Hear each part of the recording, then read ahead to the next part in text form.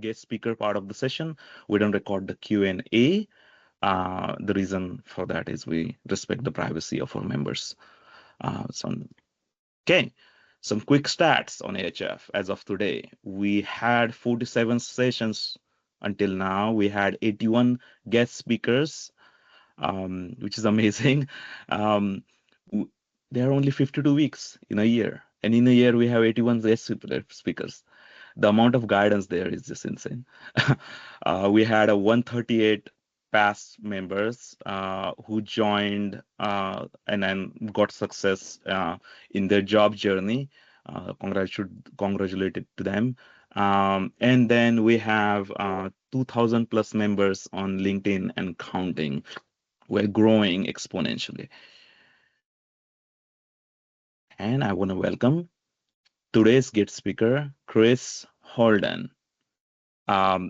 Chris is an innovative leader with 2 degrees, MBA, MPA, is from NYU. My dream university is insane. Is he specialized in leadership development and strategic planning. He has a history of driving change, recently focusing on entire employee life cycle and talent development at Royal Caribbean Group. He has past experience and really led impactful role as a human capital leader at Deloitte. And Deloitte is a big four company, if you know the big consulting firms, and where he directed $1 million projects, pioneered global leadership programs, and extensive strategic sales and operations. He is also a veteran, including 8 years at U.S. Army. So on that note, I'm really looking forward to what Chris Holden has to say and guide us. But let's start with one single question. Chris, can you share one piece of insider knowledge that many job seekers might not be aware of, but would find incredibly helpful in their job search? Welcome to HR. So first and foremost, thank you for having me. Definitely an honor to be amongst such great people. And I guess I'll save one piece to after this. No, I'm gonna start off with this. First and foremost, everyone remember who you are. Like, do not let the circumstances of the job market get you to a point where you're doubting yourself. Like, you are even more than your resume says. So first and foremost, keep that in mind. Um, a piece of information that maybe all job seekers don't know. That's tough because I'm sure everyone is exhausted every avenue to get a role, that dream role or transition. But if I'm gonna say anything, I'm gonna say spearfishing. What do I mean when I say spearfishing? A spear fisherman has one spear, he has one shot. They're locked in, they're targeted, and they don't exhaust as much energy, but they have a higher success rate. They're fishermen. They go out there with nets. You get a whole lot of trash, a lot of garbage, things that you don't need. You might get some quantity, but it's never the quality you want. And when I say spearfishing, I go back to when I was looking for a role. I was, on LinkedIn, everything. I'm applying for this easy apply, which we all know is trash. Trying to look on Indeed, X, Y, and Z. And then I talked to someone who, the person who pulled me over to Royal Caribbean. And he said, you need to take a spearfishing approach and and attack it in that way. What do you mean? Um, I targeted 5 companies that I wanted to work at. And in targeting those 5 companies, I then looked at my contacts to see who I knew. This is where your network comes into great value. And I saw who I know, whether it be a first person or second person or third person connection. And then I formulated a message, and it had my purpose in it. And I'll tell you all about my purpose and how I coach people to understand their purpose. I said, hey, I see you have this role. Given my experience X, Y, and Z, I feel I'd be a great asset to your organization. And I went into my purpose. My purpose, I'm a builder of people. I'm a builder of things. I'm able to identify people's strengths and make them weaknesses. It's about a paragraph long. And I would send that message. And if I had 5 people that I targeted from that company, I kid you not, 2 people would respond. And whether they would respond and say, Chris, could you send me over your resume so I can, take a look at it? Or, in that message, I would also offer, or I guess you say offer up an opportunity. Hey, can we have a 15-minute call?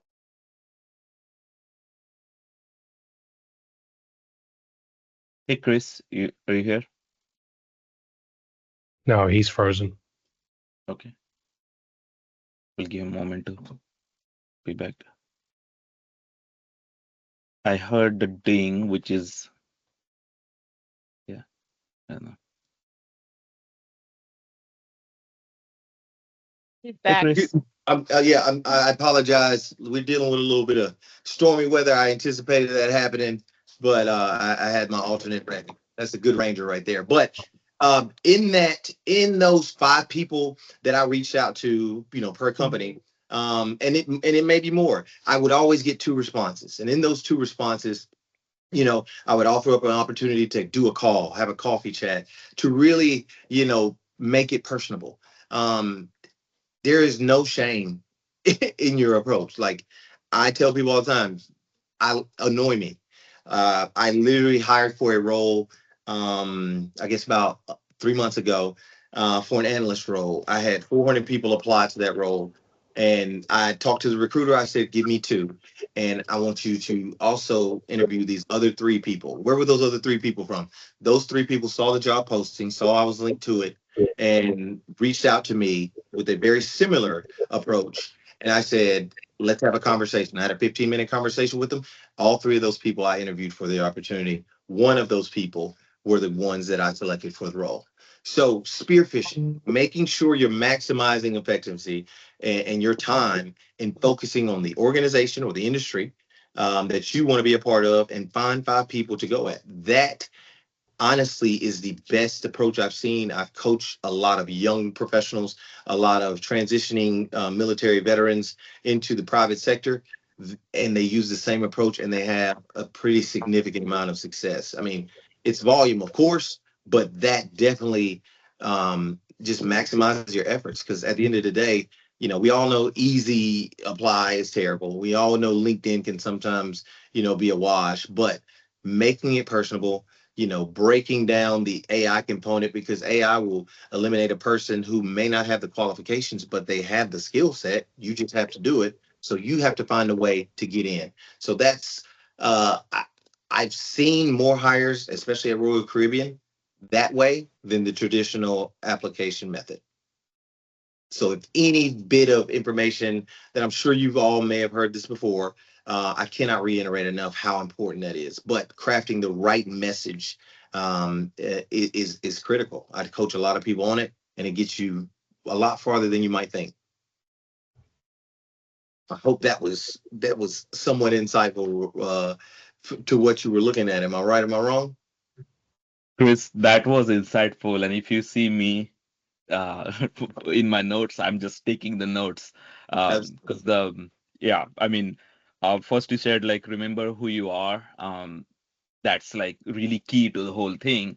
And then you shared about how to be spear fishing, how to Absolutely. know your network around you, and then since you know yourself, you can craft that message which will hook them in. So golden advice. Really, really appreciate your guidance today. I definitely try. So hopefully that is a bit, and of course through the conversation I'll elaborate on it. And my LinkedIn's always available for us to have one-on-one. We appreciate this. Um, shall we move to Q&A then? And Absolutely. Before okay, before Chris, we jump, go yeah, ahead. I'm go sorry. ahead. Go ahead. Yeah, we don't have to move to Q&A yet. Please No, that's share. fine. Before we jump to the Q&A, I just want to give a little bit more background so everyone really has a good understanding. Like transitioning is hard. Oh, I was a 8-year Army Ranger, the best job of my life, oh, like the most fun. Somebody may need to be muted.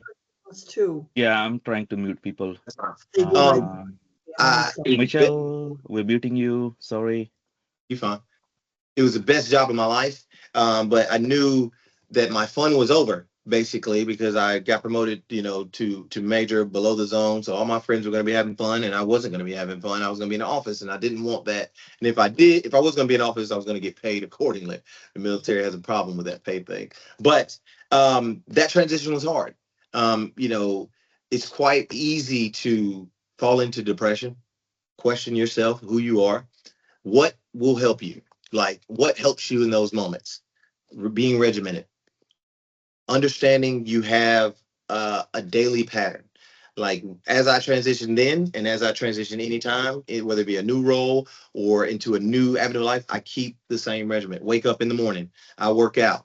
At about 8:15, a pep talk motivational will come through. I read that. It gets me kind of hyped up. I might post on LinkedIn. I go from there. And if this is in the transition period, I'm doing 2 hours of dedicated looking for roles, researching those organizations, researching, people that I may know, as I spoke about in the network, and I move on throughout that day. I then go do something for me.